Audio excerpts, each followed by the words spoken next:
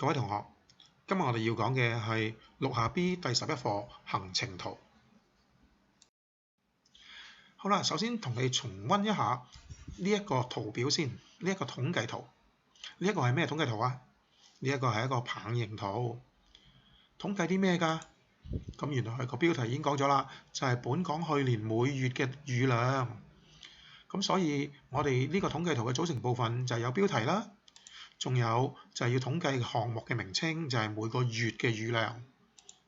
咁當然就係嗰啲數字啦，就係個雨量係幾多毫米啦。咁有個數量同埋單位。而最重要嘅，當然就係每一個月佢哋嘅個雨量啦。咁我哋叫呢啲就叫做數據。好啦，剛才嗰啲就係棒形圖，係一個統計圖嚟嘅。咁原來我哋都可以咧，係用行程圖去表示一個人或者係某一個汽車佢行過嘅路程嘅。咁我哋叫呢啲就叫做行程圖啦。好，所以今日我哋要學習嘅咧嘅目標就係首先認識乜嘢係行程圖。行程圖嘅組成部分係乜嘢啦？行程圖上面點解要用到直線呢？同埋，如果行得快同埋行得慢，對嗰條直線有啲咩嘅影響呢？好啦，咩叫行程圖啊？以下呢一幅就係叫做係一個行程圖。原來行程圖其實就係記錄物體移動嘅圖表。佢當中咧係組成部分係包括咗有時間啦，同埋距離呢啲資料。甚至我哋可以咧係利用呢啲資料啦，然後計算出個速率添。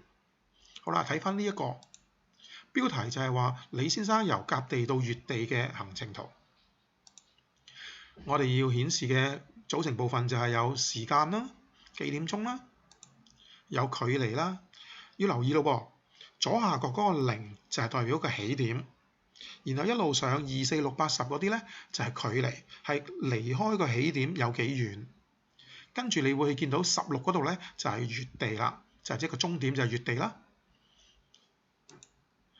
而紅色線就係表示李先生所行過就係由甲地到乙地移動嘅一啲記錄啦。好啦，不如我哋先睇下呢一個短片先。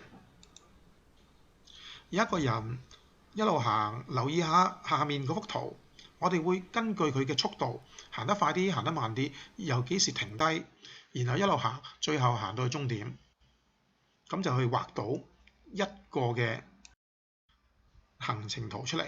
其實而家呢個已經係一個行程圖咯噃。首先我哋會有個距離，呢個距離要留心，左下角嘅0其實就係嗰間屋，就係嗰個起點。一路上1、2、3、4、5、6、7、8、9，我哋今次咧呢個圖咧就係用 meters，即係用米，就係距離起點幾多米。然後我哋要有個終點。原來距離嘅起點咧就係9多少少嘅，即係9米多啲嘅，又未到10米喎。好啦，然後我哋要有個時間，就係代表佢行咗幾耐嘅時間，行咗1.0、2.0、3.0嗰啲咧就代表幾多 second， 即係幾多秒啦。咁一路行，好啦，你會留意下個圖咯噃。個圖裏面咧有啲凹凹凸凸、彎彎曲曲嘅，其實因為佢行路嘅時候咧，未必係代表咧全部都係好穩定嘅速率噶嘛。咁有時快有時慢，甚至每一步都可以快同慢噶嘛。咁所以就會出現咗咧呢啲凹凹凸凸嘅情況啦。所以既然移動嘅時候會有快有慢，而且亦都唔可以用穩定嘅速率去移動啦。咁所以咧，如果我哋要繪製一個行程圖咧，就好難真係用咧好似頭先嗰個方法。於是我哋就好多時咧就會用直線去連接起某啲位置。譬如佢行咗1秒鐘，佢去到幾遠呢？2秒鐘之後又行咗幾遠呢？然後跟住，譬如去到5秒鐘嘅時候，佢又行咗幾遠？咁於是我哋利用呢啲就用直線去連埋佢。連好咗之後，你可能會問啦，咁會唔會同現實有差異啊？咁當然一定有㗎啦。不過照計咧，就個出現嗰個嘅就差異咧，唔會話好大嘅啫。但係咧就會方便到我哋去繪製呢個行程圖啦。如果要繪製行程圖嘅時候，當然我哋需要嘅就係有一啲嘅格仔紙啦。寫翻個標題先。如果我要繪製小美參加慈善步行嘅行程圖，咁啊寫咗個標題啦。跟住下面嘅就會係一個時間。左手邊起點係0，然後一路上就係每一大格咧就係1公里。然後終點啊，原來呢個終點咧喺5嗰度嘅，距離起點係5公里啦。寫翻清楚啲，時間係下晝嘅。原來我哋有咁嘅資料嘅，就係話起點嘅時候未開始，咁所以就自然就喺同個起點距離就係0公里啦。咁時間就12點鐘起點起步，所以我哋喺12點嗰度喺0嗰度點一點。然後去到1點鐘佢行咗，距離起點係2公里。所以我哋就點一點。2點鐘嘅時候行咗去到距離起點3公里啦。但係 C 嗰度冇資料喎，咁冇辦法啦，我哋唔可以做啦。咁啊睇翻終點嗰度啦。4點鐘嘅時候，原來行到去終點就係距離起點5公里呢度啦。好啦，我哋點咗呢4點之後，然後我哋可以用直線連埋佢，將呢啲點同點之間連埋佢。好啦，連好咗之後，我哋就可以利用呢個行程圖去揾到啲資料啦。例如，究竟3點鐘嘅時候佢行到幾遠啦？我哋就可以望翻啦噃。3點鐘，原來就嚟到呢度係4公里。